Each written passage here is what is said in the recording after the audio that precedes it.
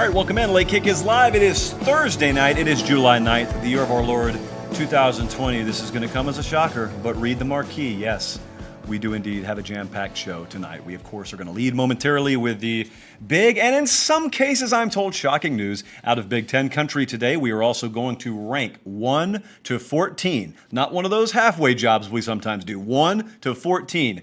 The head coaching jobs in the Southeastern Conference. Great question that was submitted for the Late Kick Extra podcast that we released yesterday. If you're watching on Thursday, I'm referring to Wednesday. Download that one and listen to it. Really good stuff yesterday. We got 32 questions in, Colin, in 70 some odd minutes. We're also going to talk tonight about Jamie Newman. We're continuing our College Football in 2020 Most Important Series. We have not talked about Jamie Newman and the Georgia quarterback. Well, at least we think he will be the starting quarterback there in those terms, so we'll hit that. And then I had another really good question that was submitted earlier today about Urban Meyer. Urban Meyer is about a little over a year into his new endeavor in the world of college football media. And there were very mixed reviews as to how he'd fare there. And I was part of that mixed review because I knew that on one hand he had the knowledge and the acumen, obviously, to run circles around anyone, but I didn't know necessarily if the passion would be there. Well, those concerns have been alleviated, so I'm going to touch on that to end the show. But man, where would you start if you ran this show tonight? Where else? So, if you have a life and you weren't able to just stay connected to Twitter all day and keep hitting refresh, and if you fit that description, God bless you. You have a much better day than we have had so far. Here's what's happened. Reports came out a few hours ago. Big Ten planning to play conference games only. You know I don't like using notes on the show, but I had to write all this down. Now, no schedule has been released, so there figures to be a revised schedule. Maybe they play 8 games. It seems like they want to play a 10-game conference schedule. Don't know when that schedule would be released. Among the perceived casualties here, Ohio State, Oregon, gone. Washington, Michigan, gone. Iowa State, gone. That Wisconsin-Notre Dame game, they've already talked about rescheduling that one, gone. Penn State, Virginia Tech, gone. I don't need to go down the entire list. You understand. Now, the SEC and the Big 12, it sounds like, and Brandon Marcello's done some really good reporting on this today, and some other of our 24/7 sports folks from all across the country have, and we'll give them shout-outs in due time, but it sounds like the SEC, at least as a league, was kind of taken by surprise that the Big Ten went ahead with this announcement today. See, there's a difference in knowing that the discussions are going on and releasing the announcement. It sounds like pretty much everyone was taken off guard and sort of on their heels when the announcement was made, which is not necessarily surprising to me, but noteworthy nonetheless.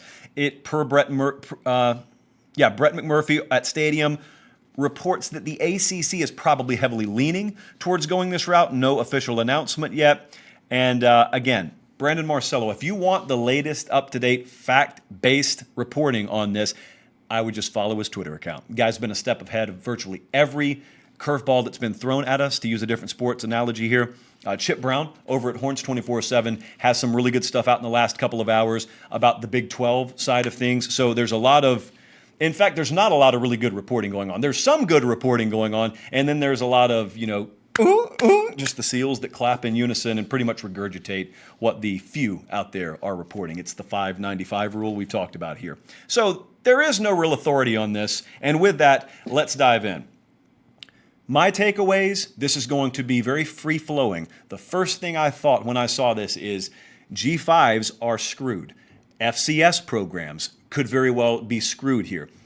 This is certainly not to take a shot. This is no day to take a shot at anyone, but we have long maintained on this program that one of the main reasons that we don't support auto bids of any kind in a playoff or G5 is because we didn't feel like they played the same sport as their Power 5 counterparts. And the perfect example is on display here.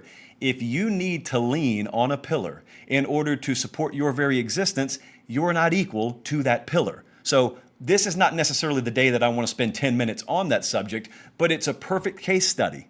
You think about the revenue that not only is nice to get, but is depended on for programs like Bowling Green, for programs like Louisiana Monroe, but even programs like Memphis, Central Florida.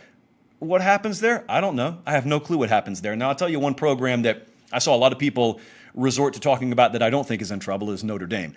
And Notre Dame will get things figured out. Don't worry about Notre Dame. Now, here's some of the questions that I have, some of the questions that I looked at my inbox and I saw you guys asking. We may be a little short on answers tonight, but see, what we're not going to do that you can have plenty of, again, if you just peruse Twitter, is just guess all over the place. Well, if I have no clue, I'll tell you I have no clue. Do we assume that there is uniformity in the decision-making process? I think up until today, a lot of people wanted to somewhat willfully, ignorantly believe that there was uniformity across the Power 5 landscape, and you wanted to believe that there was this Zoom powwow going on every morning where all the conference commissioners and athletic directors and presidents and high-level executives, they were all just meeting in secret. And you guys doing anything today? You guys making a move today? What? No. Okay. Scout's honor, no one's making a move today. Yeah, well, that got shattered into a million pieces like a Stone Cold Steve Austin entrance because it looks like there were conversations, according to Chip Brown's report that I read a little while ago, there were conversations between the Big 12 and the Big 10 this morning. It's like they walked into the lobby and saw each other over at the breakfast table this morning, and not a word was spoken about, oh, by the way, we got an announcement coming today. No one knew it. So, what does that mean? Our Brandon Marcello, who has done some great reporting on this, and my money is on continuing to do great reporting on this, he has long called for one thing that I don't support, and that's college football playoff expansion. But one thing that he has called for that has had my attention for a while, and I probably do support, is a central authority figure in college football, or, as you may know them, czars.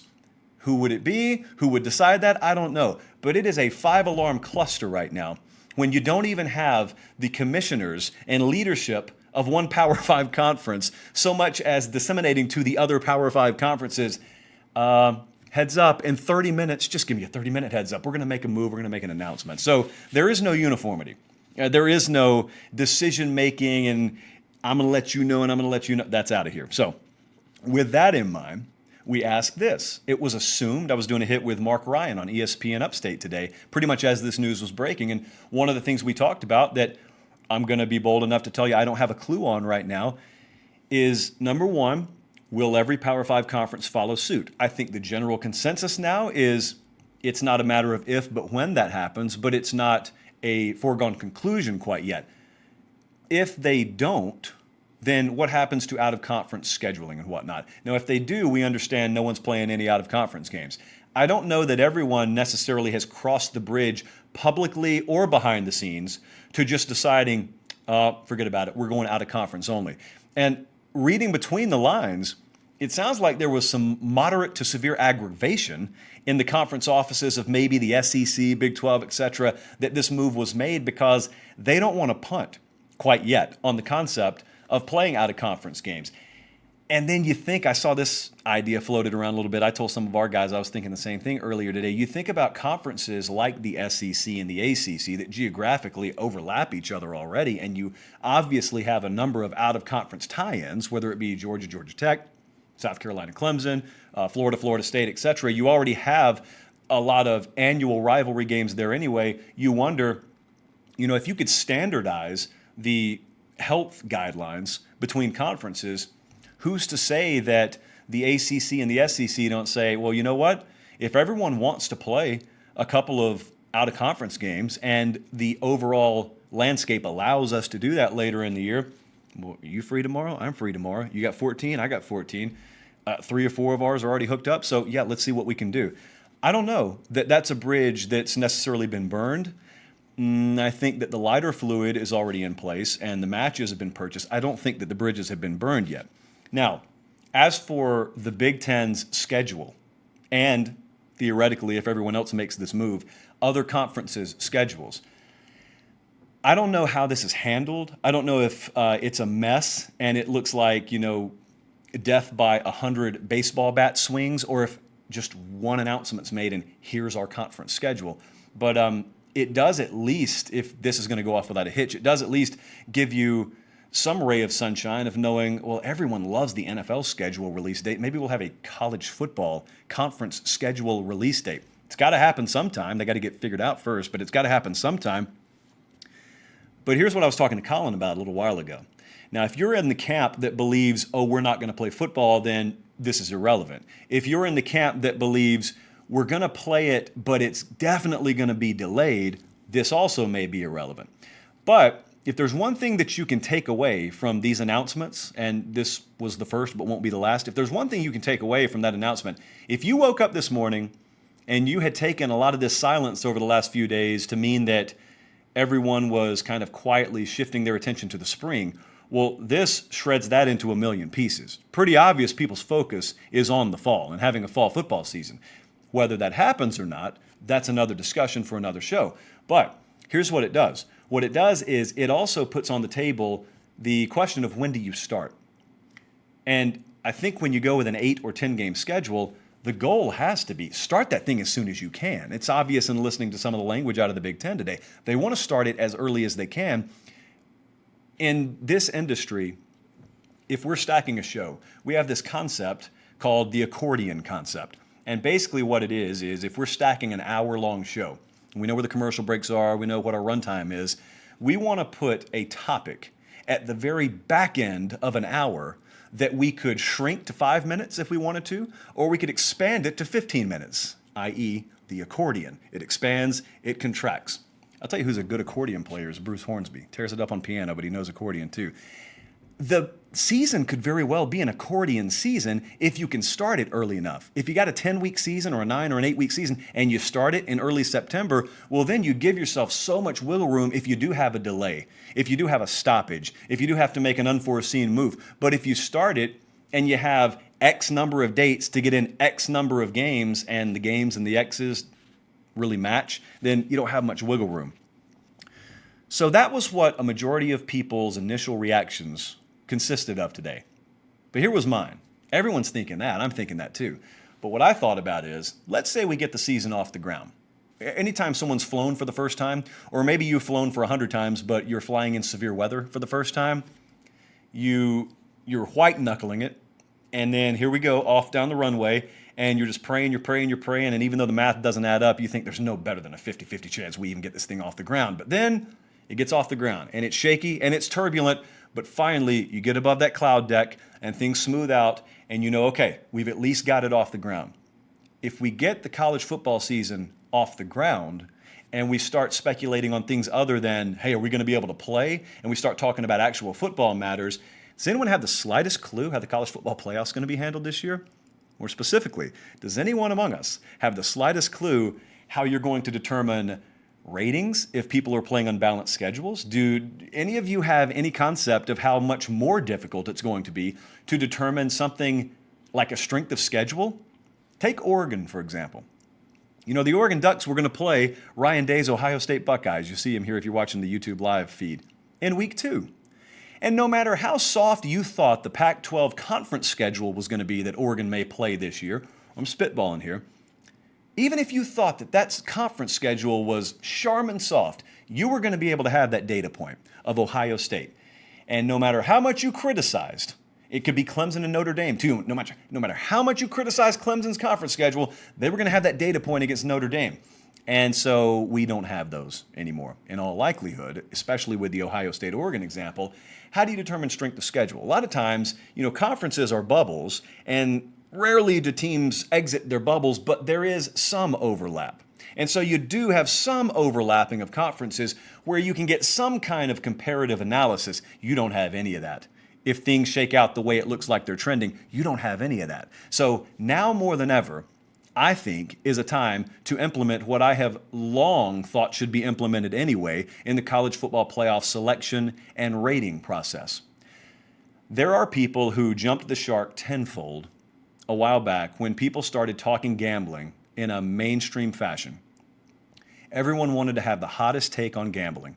And so some people jumped 10 steps too far and said, well, hey, why don't we just use Las Vegas point spread projections in the college football playoff rankings process? Well, the answer, friend, is because that would be stupid, and it would forego the entire concept of football games and results on the field mattering. It's not Xbox, it's real life. We've been doing simulations right now, but we're doing simulations to pass the time because we don't have real games. If you have real games, then you're not doing simulations. That's not how Vegas should ever be incorporated into the college football playoff selection process. Here's where they always have had a fit, and where I've always had a big beef. When strength of schedule is determined in this sport, it is a very for lack of a better term, a bastardized way of determining pure strength of schedule. I was talking with someone very dialed in on the Las Vegas odds-making side of things earlier today, and the basic idea was anytime that you could take a raw Vegas power rating concept and insert it into a ratings process or a rankings process, it's better for it. Because by default, you know that the only bias, everyone's always worried about bias, the only bias that is included in a pure Vegas odds maker style rating of a team is getting it right. They can't afford to be wrong. Quite literally, their livelihoods depend on it. And here's where it really comes into play. Where it comes into play is, I'm just going to use teams out of the blue here. We could have North Carolina this year. You take away Central Florida on their schedule, you took away Auburn on their schedule, those were going to be two major data points. North Carolina doesn't play Clemson in the regular season.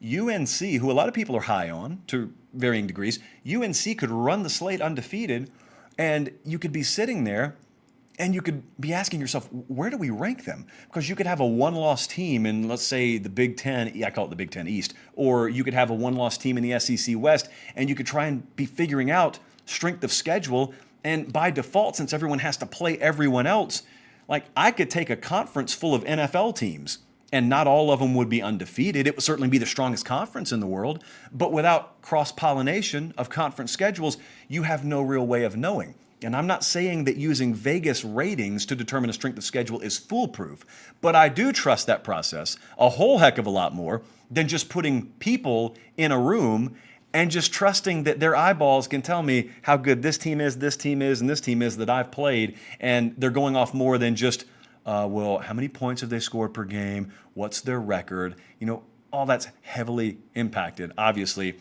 in the incestuous nature, again, for lack of a better term, as to the fact that you're just playing the same teams over and over again. So the strength of schedule is something that I'd really love to see them take a look at. Everyone else is going down the road of let's expand the playoff this year. And that's all well and good. You know how against it I am, but if the season's going to be a wash as it relates to normalcy, then fine. Run your experiment.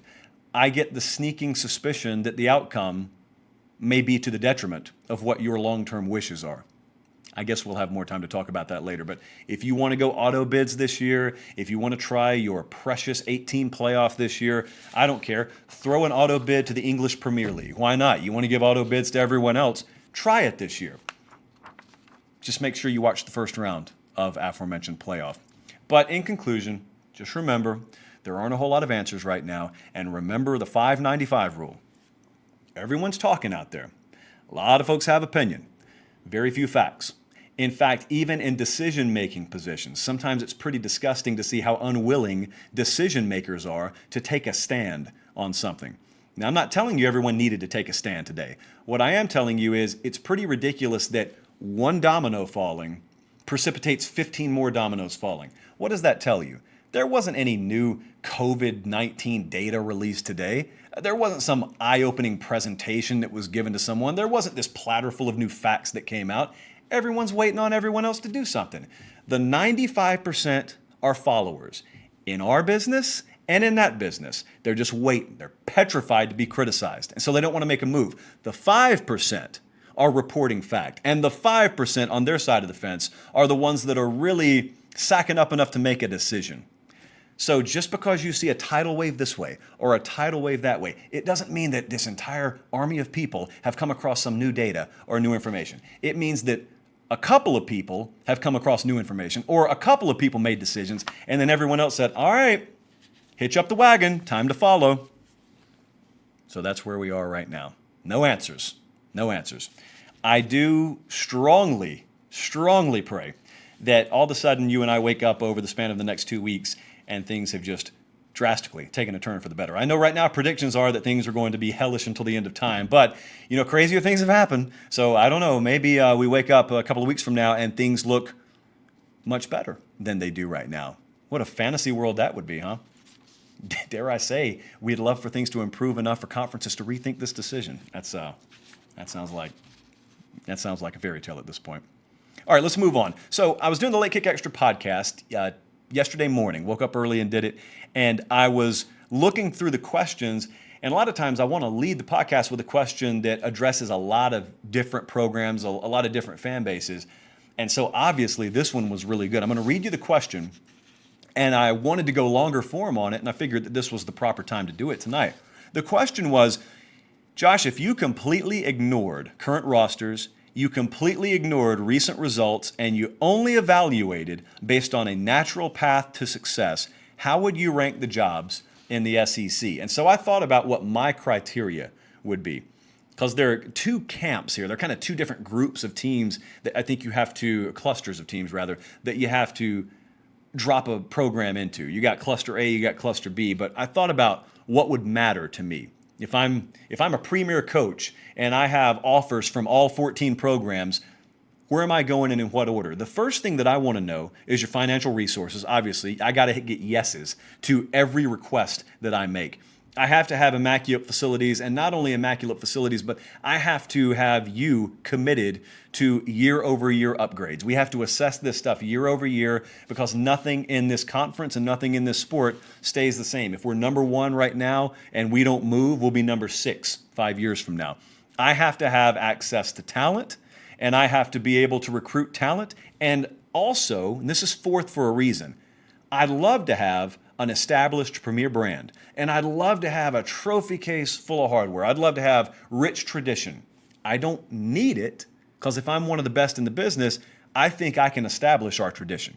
And I think I can fill our trophy case. I can sell recruits on the concept of, you're coming here to play in the future, not the past. I'm controlling the future. You're controlling the future. So we'll take care of rewriting the record books here. It's nice to have that tradition. Like, I'm going to talk about Alabama in just a second. Wearing that A on the chest, that's really important. Being able to pour it to all those crystal footballs and those little gold statue footballs, it's really important. I don't think it's a necessity to win at the highest level. So with that, I had Ted whip together this graphic today, and he did it just like that. He had already sent it to Director Colin before I even knew it was finished. So Colin, let's show the people the list that I came up with here, and I'm going to tell you why I think what I think. I think Georgia is the best job in the Southeastern Conference. This changed for me not long after Kirby Smart got there. It was already near the top, but now to me it's at the top. If you know the history there, I've gone over it several times on this show. There were things I think that Mark Richt was being told no to, that Kirby Smart told him he was going to need yeses to, that were contingent on his being hired. They wanted Alabama results Saturday. They weren't willing to invest to an Alabama level Monday through Friday. You rest on Sunday, of course. Well, now they do. And so with that in mind, you can obviously recruit Georgia. You are the University of Georgia. You can easily get into Florida. You can easily get into the Carolinas. You've got great facilities there. You've got every commitment level you need met. You got every box you need checked. Georgia is the best job in the SEC right now. Alabama's the number 2 job. And the reason that I put them there is because it's more competitive right now in the SEC West, even if you are the alpha dog on the block in the SEC West. But see, if I'm a coach, all of these jobs are vacant. I'm not Nick Saban. I'm going there knowing that the benchmark is a couple of legends in Bryant and Saban. And so I may not be turned off by that, but it's a whole lot nicer to go to a place like Georgia where they haven't won a championship in recent memory than one where they've won so many they can't even hold them all in 2 hands. And so it can be uncomfortable if you don't have the right temperament. Nick Saban's unaffected by that stuff, but Nick Saban's also, I don't think, human. And so I'm human. I have a heart. I have feelings. At the same time, you got everything I need to win there too. So Alabama sitting there number 2, easily the best brand right now in the SEC. LSU is number 3. Scott Woodward goes a long way here. You get the right athletic director in the building, and then you get all those boxes like I'm talking about checked, and you look at their recent facility upgrades and the commitment level there, but you also look at the internal structure and dynamics changing. When Scott Woodward came to LSU, which by the way is home for him, just like it's home for Ed Orgeron, when you brought Scott Woodward back in, there was this retooling and rewiring internally, 95% of which you didn't see and you'll never notice as a fan, but you sure do notice the results on the field. A lot of that has to do with LSU being number 3 there. They can obviously recruit Louisiana better than anyone. They can very easily get into the Mobile area, Florida, and they can get into East Texas. And that's what separates, to me, as a job, LSU from Texas A&M, which I put at 4. So you can make an argument Texas A&M should be at number one. Like, there are none of these boxes that I keep talking about that A&M doesn't check. Maybe the tradition box, but like I said, you give me the facilities, you give me the recruiting base, you give me the finances to where I can put together a top-notch staff. I'm not worried about how many trophies we have in the case. I'm worried about how many I'm going to be able to put in there. But here's the difference with Texas A&M. Texas A&M and Texas have not made a concerted effort in the past to recruit nationally, with good reason. They're parked in a state called Texas. So the thinking there is, we got enough good talent right in our backyard, we don't need to leave the state. Well, that's partially true, but you can't just have a ton of talent. You have to have the right mixture of talent. There may be athletes in Georgia, for example, along the defensive line or offensive line that maybe aren't in plentiful supply in Texas. But I think for a long time, these programs didn't venture out of the boundary of their own state enough to where it's a little more effort for, let's say, Texas A&M to venture into these states than it is for LSU. If I'm the right coach, I change that. But by fractions of points, that's what put Texas A&M behind LSU. There is a limitless financial pool right now, and always will be, at Texas A&M. They're number one by 10 miles on this list when it comes to that. Beautiful stadium, beautiful facilities. They don't lack for anything there. They don't lack for anything whatsoever. Number 5 was Florida. I was talking to Bud Elliott about 2 programs on this list today. One of them was Florida. I'll tell you what the other one was in a second. The reason I put Florida down at 5, you certainly are parked in one of, per capita, the most talent-rich states in America. Pretty much everyone on this list at the top has that in common. So recruiting's not an issue there. Even if you don't have a staff that's capitalizing on that to a top 3 per year degree right now, the capability's there. If I'm an elite recruiter, I'm going to knock it out of the park at Florida. See Urban Meyer, years past, for example.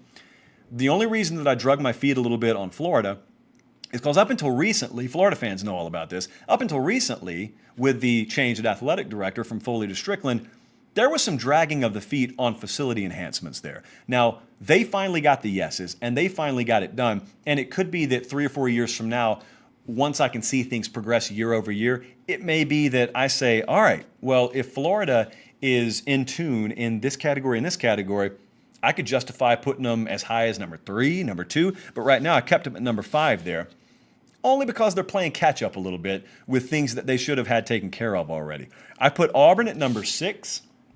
Think about the dynamic. I view this as the toughest job in major college football right now when you measure expectation to reality.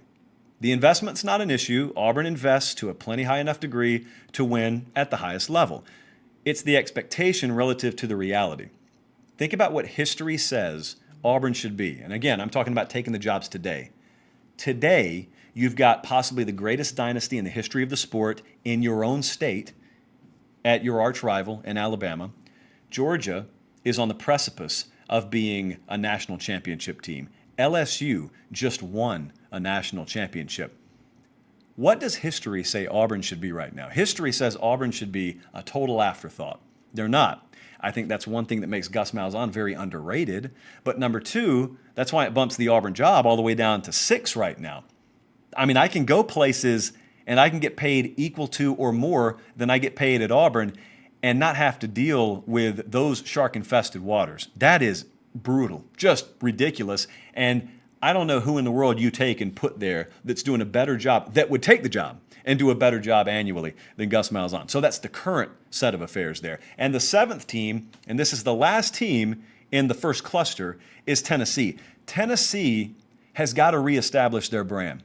I told you branding is the 4th most important bit of criteria for me, but when you stay irrelevant for an entire generation on the national scene, you've got some reestablishing to do. That's the chore in front of Jeremy Pruitt right now. You see Tennessee's logo there, and then you see that Georgia logo. If I'm a recruit in high school, I know I can go to Georgia and compete. I've seen them do it in my lifetime. Obviously, I've seen Bama do it, LSU do it. I've seen A&M not so much do it.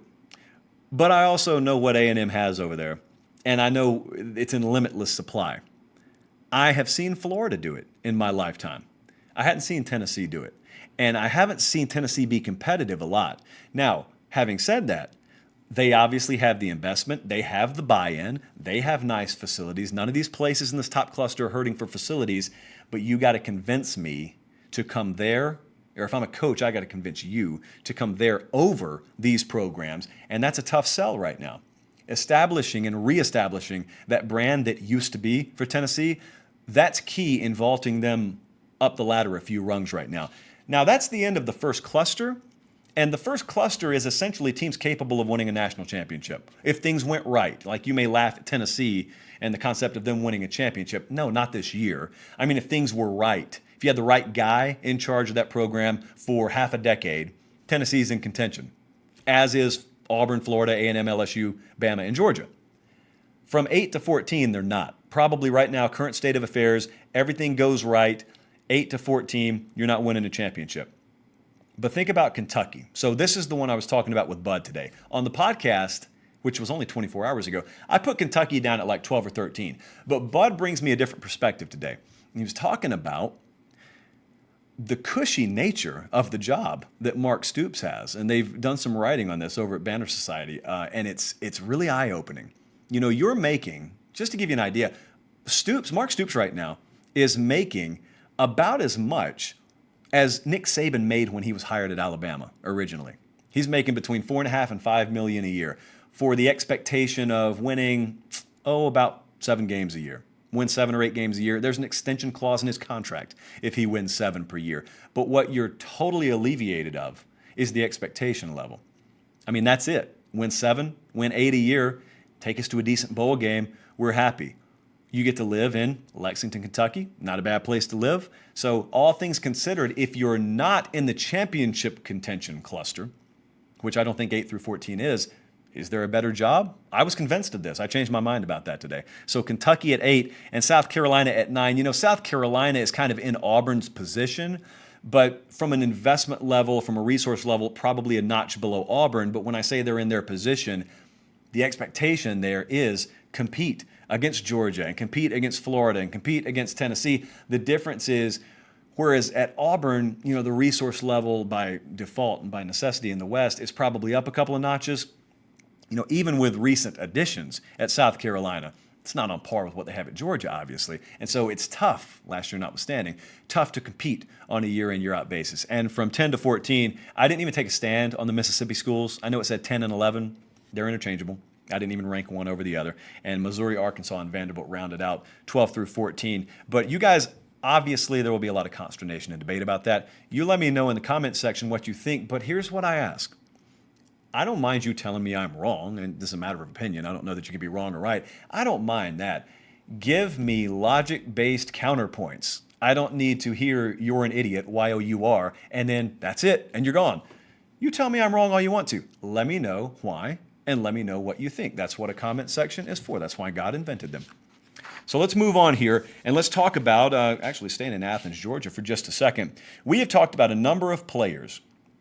I probably can't name them all off the top of my head. I know we've talked about coordinators like Kirk Soraka at Penn State. We've talked about Josh Gaddis at Michigan. We've talked about Sam Howell at North Carolina, Kyle Trask at Florida. What we're talking about basically is the most important people, figures, if you will, players or otherwise, in college football in 2020. And we haven't talked about Jamie Newman quite yet. Figured, why not? Let's talk about Jamie Newman tonight. Wake Forest quarterback? Nope, not anymore. That's Georgia's quarterback this year. There is so much talk that has happened since the time this kid transferred from Wake Forest to Georgia. Think about the talk. And you didn't have a spring, so all you had to do was talk. You didn't have any snaps to look at. And then you've had the COVID era. And then you still really haven't had fall practice start at all. You haven't obviously had a game to watch. And so you've had all this talk, and everyone has offered every form of opinion they possibly could on Jamie Newman. And there's been nothing to go on aside from Wake Forest tape. So what do we expect from him? Like, there's been this big talk about a dynamic shift, an offensive shift in philosophy with Kirby Smart, and now they've got the trigger man that they need at quarterback, and they've got the offensive coordinator they need in Todd Monken. So yeah, it could mean all that. It could mean there's a transition in store in Athens this year. But, you know, the first thing that I had someone mention to me when he transferred, he being Jamie Newman, when he transferred to Georgia, one of the first things out of a guy that's close to Georgia's mouth that I trust was, you know, what we're going to benefit from is that the return on that kid is he's a phenomenal leader. really good locker room guy. Field general was the phrase, the term that was used. And that's important because Georgia lost quite a few of those guys. Those, not glue guys, but I mean the field general types, alpha types, the ones that everyone's attention tends to gravitate towards. You got to have them. You got to have them. And Georgia had some of them last year that are not there this year. And it's very important. You don't have to have been on campus more than 10 minutes. If you've got that, you immediately win over the locker room, you win over the roster, and ultimately they see you shoulder that load in game time action, and everyone follows you. You got to have those guys, though. They're very excited thinking Jamie Newman is that. But you're excited because you want to know what kind of player he is, and the rest of the country does too. Because let me tell you what the rest of the country doesn't want to see. The rest of the country is totally fine with Georgia being dominant defensively. They're totally fine with Georgia being able to run the ball. They're totally fine with all that because they believe if they are Alabama, if they're Clemson, if they're Ohio State, if they're LSU like last year, they're confident that they could drown you offensively. You can't keep up. So you do your bully ball over there, you build that defense, and you build that running game, you build that offensive line, we'll be okay. We'll stretch you vertically, we'll torch you, you won't be able to keep up with us. But what they don't want to see is Georgia look across the aisle and take a page out of their playbook. They want to see Georgia modernize offensively. No one wants to see that because that means you potentially could have another Tier 1 program. I already think they're there. A lot of you don't because they haven't won a national championship. Well, I think we can all agree if Georgia's offense is all of a sudden able to kick it up a couple of notches with the defense they already have established, yeah, they've probably arrived in that Tier 1 category. What can Jamie Newman do to that degree? Well, he can extend plays. We, I think, heard that 1,000,001 times with Joe Burrow last year. He is a guy that very much allows you to do that. He is a threat with his legs, the likes of which you haven't fully been able to utilize at Georgia in quite a while. He has got a plus to very good arm, plenty good enough for you to stretch the field on teams vertically. Not very many teams have feared Georgia's ability to go over the top. Now, that may partly be because of their lack of ability to do it at quarterback. It also may be because they are not stockpiled with a bunch of future first-round NFL talents at wide receiver. But I'll tell you what it does allow them to do. Guys like George Pickens, Don Blaylock, guys that are upgrades from a star ranking perspective at the position of wide receiver they've gotten on campus recently, what it allows them to do is maximize their potential. See, a guy like Jamie Newman at quarterback, if he is what you expect that he can be, he elevates the play of guys like that. And what it looks to you is happening, what it looks like to you is happening, is he is making receivers. Guys you didn't know about last year, all of a sudden you know about this year, and you say, where'd they come from? Well, they were there already. It's just that you got a dynamic presence at quarterback now that allows them to take full advantage. Now at the offensive coordinator position, Todd Monken has everything he could ever ask for. That guy comes in to Georgia, and the first guy that he's probably ever going to go to battle with at his quarterback position has all the physical attributes. He's got all the mental attributes. He's got leadership qualities. You've got a dominant defense to lean on. Can you peak at the right time? I don't know how in the world the schedule is going to end up looking. You know, right now it would have Georgia playing a couple of out-of-conference games, and then they go to Tuscaloosa in week 3. If everything gets upended, I don't know, maybe we hit the reset button. But if the meat of your schedule is middle to back half, how soon does it take? How long does it take for you to peak? You lost spring, but a lot of people did. You're trying to install on the fly, a lot of people are. It sure does help to have that defense. But if you turn on your TV in the middle of the season and Jamie Newman all of a sudden is making you say, wow, like Georgia, I mean, I've always taken him serious defensively, but Georgia looks like a pinball machine offensively all of a sudden. It would be like you were in the twilight zone, including for Georgia fans. But I'll tell you what else it would do. If it was getting your attention, then it certainly is getting the attention of wide receivers from Miami to Los Angeles and everywhere in between. And it's getting the attention of guys that maybe you just narrowly lose out on right now. It makes that place a destination. You had JT Daniels come in. Eligibility is still not really decided, but if he's the guy following Jamie Newman, you can already tell people we're set at quarterback. This year and in the coming years, we're set. We got Brock Vandagriff, who just shined at Elite 11, a 5-star prospect coming in. And we now have evidence, like LSU just compiled last year. Georgia could be the next version of LSU in that they can go into high schools and say, Hey, we throw the ball now. We're modernized now. You can maximize your potential here. You're not just coming here to block. You're coming here to catch X number of balls a year. Look at this game and this game and this game and this game where we used a guy that's equal to or maybe lesser than you athletically, and we used him in such a versatile manner. If we did it with him, we just scratched the surface. Imagine what we could do with you. The rest of college football doesn't really want to see that because the rest of college football is fine with how many Tier 1 programs you already have. You certainly don't feel like adding another one. Should have you pretty excited in Athens, Georgia. All right, let's go to Q&A right quick. And we have got a question that it kind of caught my eye. I had a number of them I was looking at today. Normally, I'll just push a majority of the questions ahead to the next Late Kick Extra podcast.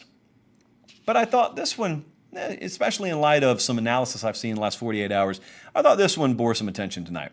So it was from Daniel, and it was in the Twitter DM. You can follow me on Twitter, @LateKickJosh. He said, Josh, what are your thoughts on Urban Meyer and how he is handling his new role from the sideline to going into the media world? I think he's handled it very well. I don't know if a lot of you have seen it, and it's not exactly my forte to give, a ton of recognition to competing media companies, but I'll do it anyway. He's with Fox Sports, and he's done such a great job there. And I had questions early on, and I had questions not in the department of his acumen or his football knowledge or his ability to be articulate on air, none of that. What I wondered, at his very core, obviously he's a football coach, and at his very core, there is this fire. It's called competitiveness. Few people in the arena of sport have it to the degree that a guy like Urban Meyer has. And I wondered, I don't care what level of this industry you put him at. It could be at the very highest levels. He could have the biggest paycheck. Are you putting something on his plate that quenches that fire? And if you're not, and I can tell you right now, no one can, it's impossible. If you're not, does he just go through this thing on autopilot? And to this point, he has not done that. He instantly became one of the very best in the business because, like I said, his knowledge circles everyone else by 10 miles. But he also has a 100% relevancy rating. Think about this for a second. If you were trying to hire someone in this industry, the goal is to hire someone that is obviously a good worker, good work ethic, good knowledge, product knowledge, but you want to hire someone who's relevant. And Meyer has 100% relevancy. What I mean by that is everyone cares about him one way or the other. You either love him or you hate him. But I can guarantee you this. If you're an Arkansas football fan and you look on your iPhone or your Android and a notification pops up and it says, Urban Meyer sounds off on Arkansas football. Urban Meyer predicts record for Kentucky football this year. Urban Meyer gives his analysis on North Carolina football. Love him or hate him, you are clicking on him. So that makes him one of the best hires in the sport. Everybody cares about him. But also, he's engaged. And when he's engaged, there are few watches and few listens better in this sport than him. And he hasn't been hesitant to speak his mind, which is very refreshing. Because I'll tell you what I've seen a lot of former coaches do. A lot of former coaches who get hired to put on a suit and sit at a desk, what they do is they come in and try to be what they think they're supposed to be on TV, which is so antithetical to what you're being hired for. People, with all due respect, I may be cutting my own legs out from under me here, people who can sit in front of a microphone and talk are a dime a dozen. Guys who possess that knowledge and can articulate it are very few and far between. But the problem is, a lot of guys come from that world into this world, and they try and act like everyone else in this world. I'm not hiring you to be a robot and look like everyone else in this world. I want you to be you. I'm hiring you to be you. Urban Meyer has been authentically himself, and he's been very, very good. And, he's a guy who I think may blaze a trail and maybe cast a new vision for what a former coach is supposed to be in this arena. I don't know if he's done coaching football. I know that he insists that he is. I don't know that. But what I will say is, in the meantime, I'm really enjoying what he is offering. And I hope that we continue to get a lot more of it. And I really hope that you continue to tune in. We had a good crowd tonight. I mean, it's the middle of July. We've had no football for it seems like a decade, and we got really good viewership. Quick reminder, if you haven't already, subscribe to this channel. It's free. We bring you a ton of content that you're not getting anywhere else. So we'll continue to do that come whatever or whatever. And also subscribe to the Late Kick podcast. You can find that anywhere you download podcasts. You guys have dumped all those 5-star reviews on us, and we so appreciate that. The written reviews, we appreciate that too. You can reply to the link right below this video that you're watching with questions for that podcast. You can also hit me in my email inbox or hit me in my Twitter DMs or just a good old-fashioned written review in Apple Podcast, and we'll get to that. We'll get back to you again this Sunday night. Take it easy. We're all in it together. And I know a lot of commercials and brands are telling you that. Half of them are lying to you. We actually are all in this together because we don't exist without you. So we really appreciate you watching tonight. For Director Colin, for Aaron, for Tani, I'm Josh Pate. We'll see you back here Sunday night. God bless.